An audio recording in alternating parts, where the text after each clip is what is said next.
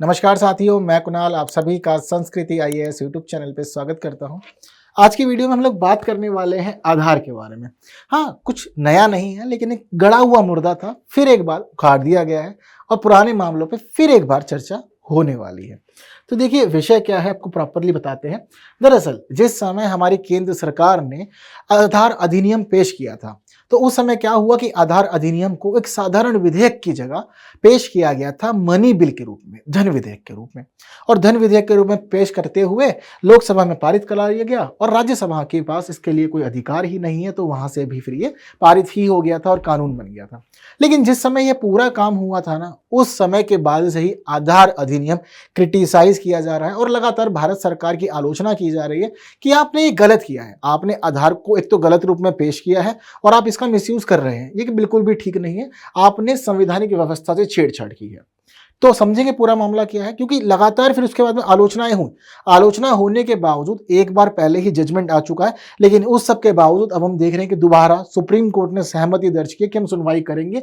तो 30 जनवरी 2024 से इसकी सुप्रीम कोर्ट में सुनवाई होगी। 7 जजों की एक खंडपीठ जो होगी वह इसकी सुनवाई करने वाली है। तो मामला काफी कुछ खास है अपने आप में और आप सभी लोगों के लिए महत्वपूर्ण चीजों को समाये हुए है। इसके साथ साथ ही देखिए, बातें पुरानी हैं, लेकिन पुरानी बातें हम लोग देखते हैं कि एग्जाम में बहुत बार पूछ ली गई हैं, तो पूरी संभावना है कि एक बार दोबारा से पूछी जा सकती हैं। तो कोई समस्या नहीं, बढ़िया से समझ लीजिए ताकि आपको दिक्कत ना हो। एक प्रश्न अगर प्री में पूछा जाएगा तो कुछ इस रूप में आ सकता है, धन विधेयक से या फिर आधार अधिनियम से भी आ सकता है। तो चीजों को आप लोग तैयार रखिएगा।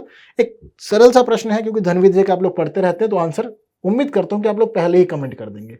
यदि नहीं कर पा रहे हैं तो बिल्कुल वीडियो को अंत तक देखिए, पूरा कॉन्सेप्ट भी आपका भी क्लियर हो जाएगा। ठीक है, चलते हैं और चीजों को समझते हैं।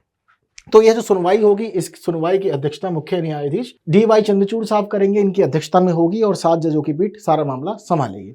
हालांकि ऐसा नहीं है कि मतलब एक ही मामले में। दरअसल क्या हुआ है कि आलोचना यह है कि भारत सरकार ने अपने इस पूरे कार्यकाल के अंदर अनेक विधेयकों को पारित करवाया है एज अ मनी बिल। तो अकेला आधार ऐसा नहीं है जो मनी बिल के रूप में पास हुआ था, और ऐसा माना गया कि आधार विधेयक में ऐसा कुछ नहीं था कि उसको मनी बिल बनाया जाए। इसके साथ साथ ही इसी दौरान देखा गया कि सरकार ने धन शोधन निवारण विधेयक को भी क्या किया कि मनी बिल के रूप में ही पेश किया और मनी बिल के रूप में ही पास करा लिया गया। और जिस समय यह जो विधेयक था, यह विधेयक संसद में पहुंचा, तो संसद में पहुंच के पारित होने के बाद इसके माध्यम से ईडी के पास में बहुत सारी शक्तियां आ गई। और आजकल आप सभी देख रहे हैं कि ईडी लगातार अलग अलग समन भेज रहा है और केजरीवाल को तो लगातार ही भेज रहा है आजकल ना।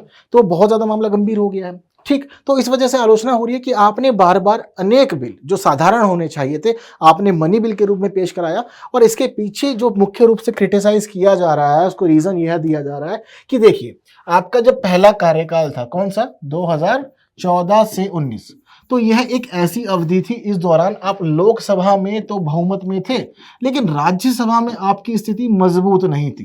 तो राज्यसभा में स्थिति को आपने लाभ उठाया और आपको जो बिल पास कराने जरूरी लगे, आपने उन विधेयकों को as a money bill pass करा लिया।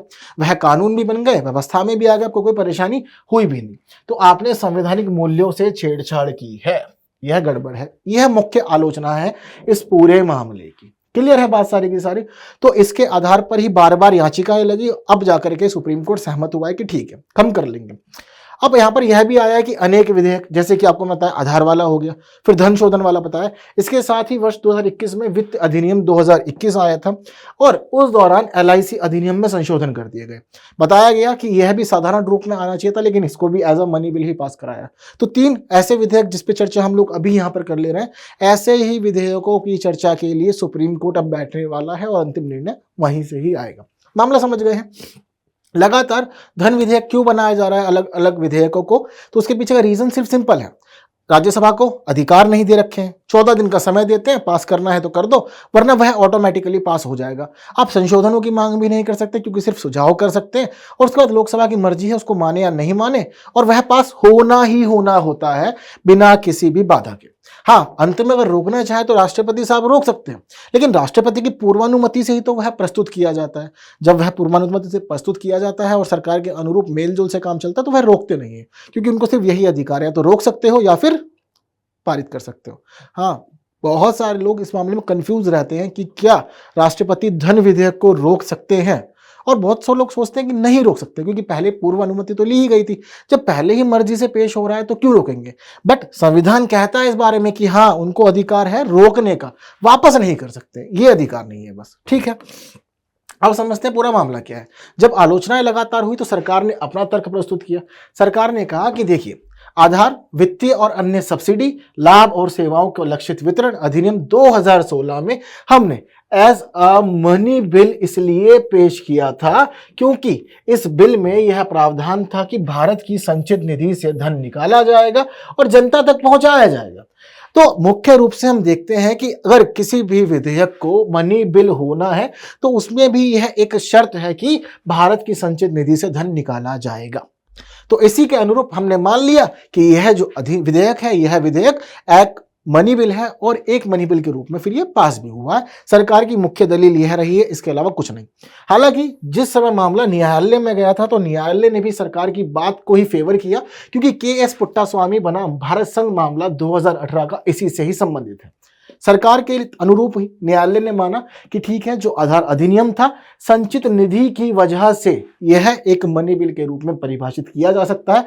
भारत सरकार ने जो भी किया बिल्कुल ठीक था, संवैधानिक मूल्यों के अनुरूप किया, उसने किसी भी मूल्य से छेड़छाड़ नहीं की, जो ठीक था बिल्कुल वही किया है। यह बात न्यायालय ने 2018 में मानी और साथ साथ यह बताया कि संचित निधि का उपयोग आप कर रहे हैं समाज के हाशिए पर रहने वाले वर्गों को सहायता देने के लिए, अनुदान देने के लिए, सब्सिडी देने के लिए। तो यह बातें अपने आप में खास है। ठीक है, तो इसी के अनुरूप जब संचित निधि का उल्लेख आ गया तो संविधान के अनुच्छेद 110(1)(e) के दायरे में हम इस विधेयक को एक मनी बिल मान सकते हैं। क्लियर? तो इसके अनुरूप ही सारे के सारा निर्णय यह था। लेकिन पुट्टास्वामीवाद के बावजूद लगातार याचिकाएं लगा रहा था ऑपोजिशन, मांग कर रहा था कि नहीं, दोबारा सुनवाई हो। और जुडिशरी के अंदर है, ऐसा नहीं है कि आपने एक बार निर्णय दे दिया तो उस पर अटल रहना, नहीं, जुडिशियल रिव्यू है, फिर एक बार रिव्यू हो सकता है दिया गया निर्णय, तो उसी की मांग हो रही है कि एक बार जजमेंट रिव्यू किया जाए क्योंकि सभी लोग कह रहे हैं, जितने भी विपक्ष सब मानते हैं कि नहीं है, तो रिव्यू करने के लिए ही बैठेगी अब की बार हमारी जो यह न्यायपालिका है। ठीक है, तो यह बात हुई, पूरी डिबेट की, किसने क्या कहा, सरकार का तर्क, विपक्ष का तर्क, याचिकाओं का तर्क और पिछला एक मामला। थोड़ी सी बात हम लोग कर लेते हैं आधार अधिनियम के बारे में क्योंकि एक अच्छा खासा प्रश्न यहां से बन सकता है और वहीं चीजों को बदलने में, भारत को एक नई दिशा देने में और सभी एक व्यक्ति की जानकारी को एक कार्ड के अंदर, एक छोटे से कार्ड के अंदर संचित करने में ना इस अधिनियम की बड़ी भूमिका रही है। ठीक है, तो समझते हैं क्या क्या मामला है। तो देखिए, ये जो विधेयक है, सब्सिडी का लक्षित वितरण करना और भारत के अंदर रहने वाले व्यक्तियों को एक विशिष्ट पहचान संख्या प्रदान करना इसका प्रमुख उद्देश्य था। ठीक है, इस उद्देश्य से इसको प्रस्तुत किया गया था, बाद में यह पारित हो गया था। क्या क्या प्रावधान किए गए कि देखिए, हर एक निवासी को अपनी जनसंख्या की जानकारी और बायोमेट्रिक जानकारी प्रदान करनी होगी। पहले जो भी जहाँ पे व्यक्ति बैठा होगा, जब आप उसको सब जानकारी दे देंगे, आपकी एप्लीकेशन आगे जाएगी और आपको एक विशेष पहचान संख्या दी जाएगी जो 12 अंकों की होगी। हाँ, आजकल एक 16 अंकों की भी संख्या चल रही है जिसको हम सभी लोग VID के रूप में जानते हैं। ठीक है, तो यह भी बाद में जोड़ दिया गया। तो आप सभी लोगों के लिए व्यवस्था की गई कि ठीक है, सभी लोगों को एक विशेष आईडी प्रदान की जाएगी, लेकिन कैसे, आपको अपनी डेमोग्राफिक डिटेल और साथ साथ बायोमेट्रिक डिटेल्स देनी होगी। यह भी जरूरी है कि जब कभी भी एक व्यक्ति को यह अंक दिए जा रहे हैं, यह कार्ड दिया जा रहा है, तो ऐसी स्थिति में यह निर्धारण कर लिया जाए कि वह भारत का निवासी हो। पर निवासी किसको माना जाए, तो उन्होंने कहा कि पिछले 12 महीनों में जो व्यक्ति 182 दिन या उससे अधिक समय के लिए भारत में रहा है, तो उसको हम लोग भारत का एक सामान्य निवासी मान लेंगे, जो उसकी परिभाषा हम लोग देखते हैं कि संविधान में भी लिखी हुई है। ठीक है, इसके साथ साथ हम लोग यह भी देखते हैं कि जब कभी भी किसी व्यक्ति को एक आधार नंबर जारी किया जाएगा तो वह नंबर ना तो ट्रांसफरेबल होगा और ना ही किसी और व्यक्ति को दिया जाएगा। इसके अलावा हर एक चीज का रिकॉर्ड रखा जाएगा UIDAI के द्वारा, और जब कभी भी कोई भी उल्लंघन होता है, कोई ब्रीच होता है डाटा का या कोई भी मामला दर्ज करवाना है, तो उसके लिए जरूरी है कि UIDAI प्राधिकरण या उसके द्वारा अधिकृत किसी व्यक्ति को ही आप मामला दर्ज कराएं, तभी आपका जो भी केस है वह सुना जाना जाएगा और किसी निर्णय पर पहुंचा जाएगा।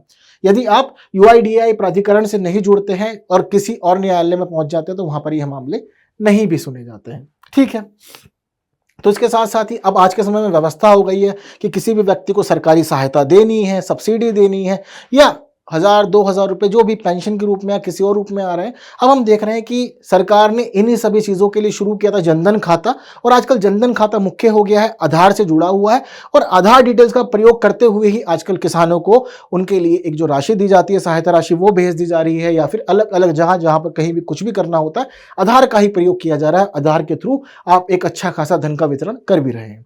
आजकल हम यह भी देख रहे हैं कि जिस प्रकार सरकार आपके पास आधार के थ्रू पैसे भेजती है, आप अपने बायोमेट्रिक का प्रयोग करके ना उस धनराशि को निकाल भी लेते हैं। ठीक है, तो यह सभी चीजें क्लियर हैं। यह मुख्य प्रावधान थे आधार अधिनियम के अंदर। इसके साथ साथ ही आपको यह भी ध्यान रखना कि जब कभी भी कोई व्यक्ति इसके तहत किए गए प्रावधानों का उल्लंघन करता है तो उसके लिए भी व्यवस्था की गई है। अगर आप उल्लंघन करते हैं, आप सोचते हैं कि सिस्टम को हैक कर लिया जाए, डाटा चोरी कर लिया जाए, तो यहाँ पर व्यवस्था की गई है 3 साल तक आपको सजा हो सकती है और 10 लाख रुपए का जुर्माना भी आपके ऊपर लगाया जा सकता है। यह व्यवस्था इस अधिनियम के तहत कर दी गई है सभी के लिए, ताकि जो डाटा है वह सिक्योर रहे, चीजें सुरक्षित रहे और किसी का पर्सनल डाटा बाहर किसी और के पास ना पहुंच जाए, सिर्फ और सिर्फ गवर्नमेंट के पास सिक्योर है। और गवर्नमेंट के पास सिक्योर करने का रीजन, ताकि आने वाले समय में देश के नागरिकों को लाभान्वित किया जाए। हालांकि सभी चीजों के लिए पहले हम लोगों ने शुरू किया था वोटर आईडी। वोटर आईडी के भी कुछ खास उद्देश्य थे, लेकिन वह उन सभी मामलों में सिद्ध नहीं कर पाया था खुद को जो होने चाहिए थे। तो फिर बाद में सोचा कि हाँ, कार्ड के अंदर तक बायोमेट्रिक नहीं आएगा, चीजें बहुत अधिक क्रिस्टलाइज नहीं हो सकती, और जो कि इसके माध्यम से हुआ भी। अब आज के समय में हम देखते हैं कि चाहे जुडिशरी हो, चाहे पुलिस विभाग हो, कोई सरकारी विभाग हो, विद्यालय के अंदर कोई कार्यक्रम चल रहा हो, सब जगह आजकल आधार कार्ड से वेरिफिकेशन होता है, चीजों को लिंक करते हैं। और जब से गवर्नमेंट ने यह सब कुछ शुरू किया है कि हम एक आईडी चाहते हैं पूरे देश में, तो सब कुछ लिंक कर दिया है। वोटर आईडी आधार से लिंक है, पैन भी आधार से लिंक है, ड्राइविंग लाइसेंस आधार से लिंक है, हर एक चीज हमारी जितनी भी आवश्यकता की है सब आधार से लिंक हो गया है अब। तो आधार ने एक बड़ा क्रांतिकारी परिवर्तन तो किया है हमारे देश में, यह मानना पड़ेगा, इसमें कोई दो राह नहीं है। धन विधेयक के बारे में भी कुछ बातों पर चर्चा कर लेनी जरूरी है, क्योंकि सारा विवाद धन विधेयक को लेकर के है कि धन विधेयक आपने आधार विधेयक को कैसे बना दिया है। तो सामान्य विधेयक था। तो देखिए, एक विशिष्ट प्रकार का यह वित्तीय कानून है मुख्य रूप से, जिसके अंदर हम लोग बात करते हैं करों की, सरकारी राजस्व की या व्यय के मामलों की। इन सभी चीजों का उल्लेख जनरली इस प्रकार के एक विधेयक में किया जाता है। लेकिन ये बात ध्यान रखिएगा कि जब कभी भी कोई भी मंत्री, ये बात ध्यान रखना है कि हर एक व्यक्ति इसको प्रस्तुत नहीं कर सकता, सिर्फ मंत्री ही कर सकते हैं। लेकिन जब कभी भी कोई मंत्री किसी विधेयक को धन विधेयक कहते हुए प्रस्तुत कर रहा है, तो उसके बाद निर्णय लेना होता है अध्यक्ष को। लोकसभा अध्यक्ष बताएंगे कि वह धन विधेयक के रूप में उसको मंजूरी दे रहे हैं या नहीं दे रहे हैं, क्योंकि अंतिम निर्णय उनके पास है। जब उन्होंने कह दिया धन विधेयक है तो है, धन विधेयक नहीं है तो धन विधेयक नहीं है। क्लियर है इतनी बात? तो वहां से निर्णय होता है। जब निर्णय हो जाता है तो उसके बाद फिर उसके अनुरूप कार्रवाई की जाती है। लेकिन संविधान क्या कहता है कि क्या होगा धन विधेयक, क्योंकि इसकी परिभाषा संविधान के अनुच्छेद 110 में की गई है। तो इसके लिए आपको समझ लेना है कि धन विधेयक का अर्थ है कि उधार लिए गए धन का अगर आप विनियमन करते हैं, तो कर लगाते हैं, समाप्त करते हैं, परिवर्तन करते हैं, तो संचित निधि से, आकस्मिक निधि से आप कोई पैसा निकालते हैं, धन निकालते हैं, धन को जमा करते हैं, तो इसके साथ साथ ही भारत की संचित निधि पर भारित व्यय की आप कोई घोषणा करते हैं या व्यय की राशि में वृद्धि करते हैं, तो भी वह एक धन विधेयक हो जाएगा। इसके साथ साथ ही यह भी ध्यान रखना है कि जब कभी भी सरकार संचित निधि या लोक लेखा निधि में से कुछ धन ऐसा निकालती है जिसके मुख्य रूप से राज्यों को सहायता देनी हो, ठीक है, या फिर केंद्र या राज्य की निधियों का लेखा परीक्षण होना हो, तो उस समय भी हम मान लेते हैं कि यह जो पूरा मामला है यह धन विधेयक के तहत आ जाता है। ठीक है, संचित निधि मुख्य इसमें रहता है रीजन। बाकी इसके अलावा यह सभी अन्य प्रावधान है जो आप सभी लोगों ने समझ लिया है अच्छे से। ठीक है, तो यह बात रही धन विधेयक की। अब देखिए धन विधेयक के नियम क्या है। धन विधेयक का एक प्रमुख नियम यह है कि इसको मुख्य रूप से राष्ट्रपति की सिफारिश से ही प्रस्तुत किया जा सकता है। पहले राष्ट्रपति की मंजूरी आप लेंगे, उसके बाद इसको लोकसभा में पेश करेंगे, राज्यसभा में नहीं जा सकते। लोकसभा में जाने के बाद लोकसभा के अध्यक्ष होंगे, वो कहेंगे कि धन विधेयक है, कार्यवाही शुरू हो जाएगी। लोकसभा से पारित होने के बाद में राज्यसभा जाएगा। राज्यसभा के पास कोई खास पावर नहीं है, बस 14 दिन की अवधि आप ले सकते हैं, जो भी कहना है या नहीं कहना है। 14 दिन में रिप्लाई कर दिया तो ठीक, नहीं रिप्लाई किया तो भी इसको पास मान लिया जाएगा। हाँ, इसके साथ साथ अगर आपने कोई सिफारिश की है तो ये बात भी ध्यान रखनी है कि सिफारिश के लिए भी लोकसभा ही उत्तरदायी है, वह माने या नहीं माने। और आपके विचारों के साथ, आपके सुझावों के साथ भी पास कर सकती है, उसके बिना भी पास कर सकती है, रुकेगा नहीं। और यही चीज हुई आधार वाले विधेयक के साथ में, यही चीज हुई थी धनशोधन विधेयक के साथ में या LIC वाले मामले के साथ में। रुका नहीं, पास होता चला गया, जिस वजह से क्रिटिसाइज इसको लगातार किया जा रहा है। ठीक है, मामला क्लियर है आप सभी लोग को। जब राष्ट्रपति के पास जाएगा तो याद रखना, या तो पास करेंगे या फिर रोकेंगे, वापस नहीं कर सकते। क्लियर है इतनी बात सारी की सारी। तो यह महत्वपूर्ण बात सारी थी मनी बिल की। ठीक, उम्मीद करता हूँ कि सभी चीज़ें क्लियर हुई होंगी। तो केंद्र सरकार ने मनी बिल के रूप में आधार को पास कराया था, क्या कहना है आप लोग का, सही किया था या गड़बड़ थी कुछ? बिल्कुल आप लोग अपने विचार कमेंट बॉक्स में मुझे ज़रूर बताएंगे। एक प्री का प्रश्न आप लोग को मैंने जो शुरू में दिखाया था इस प्रकार था, आप जल्दी से इसका आंसर कमेंट भी कर दीजिए। मेंस के लिए अपने नोट्स बना लीजिएगा क्योंकि बातचीत वहाँ पर भी हो सकती है, ठीक है। इसके साथ साथ ही उम्मीद करता हूँ कि सेशन पसंद आया होगा, तो बाकी साथियों जरूर शेयर करना है, लाइक के बिना भी नहीं जाना है, ठीक है। आंसर चाहिए तो देखिए आप लोग की स्क्रीन पर है। उम्मीद करता हूँ कि सही रहा होगा। अगली वीडियो में फिर मुलाकात करते हैं कुछ नई बातों के साथ, तब तक के लिए विदा दीजिए। Thank you so much.